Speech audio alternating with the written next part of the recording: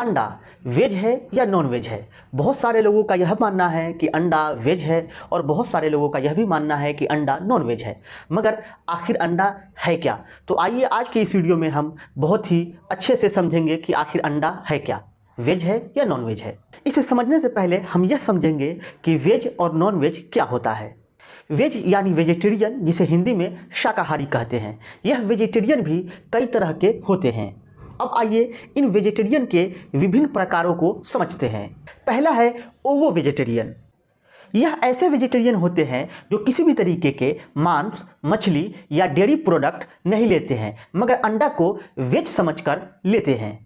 दूसरे नंबर पे है लैक्टो ओवो वेजिटेरियन।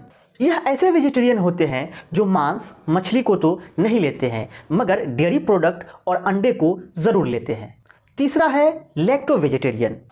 यह ऐसे वेजिटेरियन होते हैं जो मांस, मछली और अंडा को तो नहीं लेते हैं, मगर डेयरी प्रोडक्ट को लेते हैं। और फिर अंत में है वीगन।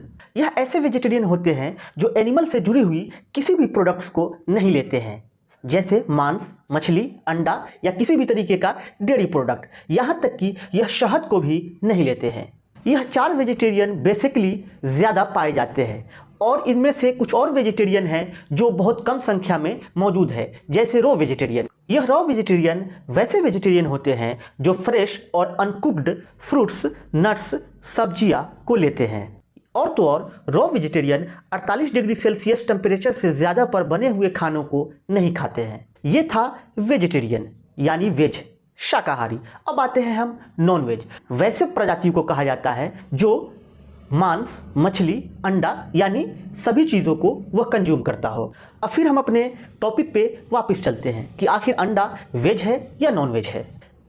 इसे जानने से पहले हम यह भी जानते चले कि अंडा जो बाज़ारों में मिलता है वह कॉमनली दो तरह का होता है, एक फर्टिलाइज्ड एग और दूसरा अनफर्टिलाइज्ड एग।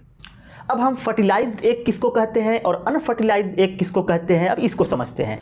फर्टिलाइज्ड एग वैसे एग होते हैं जिसके बनने से पहले मुर्गा और मुर्गी आपस में मिलते हों।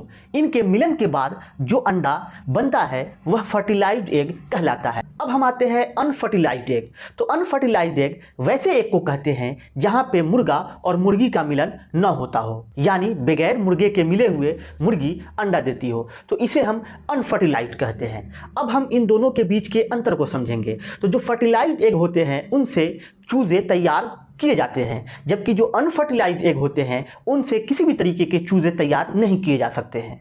आज के समय में हमारे मार्केट्स में जो अंडे मौजूद है उनमें से ज़्यादातर अनफर्टिलाइज्ड एग मौजूद है। जो फर्टिलाइज्ड एग होते हैं उनमें गैमिट सेल्स पाया जाता है, जिसकी वजह से इसे नॉन वेज माना जाता है।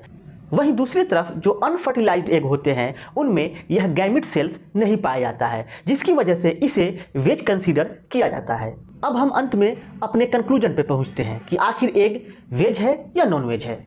बेसिकली जो लोग मार्केट में मिलने वाले अंडे को अनफर्टिलाइज्ड जानते हैं वह इसे वेज कंसीडर करते हैं, मगर जो लोग मार्केट में मिलने वाले अंडे को फर्टिलाइज्ड मानते हैं वह इसे नॉन वेज कंसीडर करते हैं। साइंस के मुताबिक जो अंडे अनफर्टिलाइज्ड होते हैं उनसे किसी भी तरीके के चूजे का आना संभव नहीं है।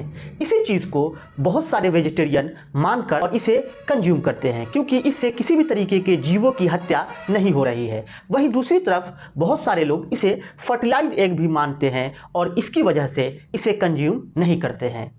अब यह पूरी तरीके से आपके ऊपर निर्भर करता है कि आप मार्केट में मिलने वाले इस अंडे को किस तरीके से देखते हैं। अगर आप फर्टिलाइज्ड एग देखते हैं तो आप इसको कंसीडर ना करें, अगर आप इसे अनफर्टिलाइज्ड मानते हैं तो बिल्कुल आप कंसीडर कर सकते हैं। उम्मीद है दोस्तों वीडियो आपको पसंद आया होगा। इसी तरीके के और भी वीडियो के लिए प्लीज़ हमारे चैनल को सब्सक्राइब कीजिए।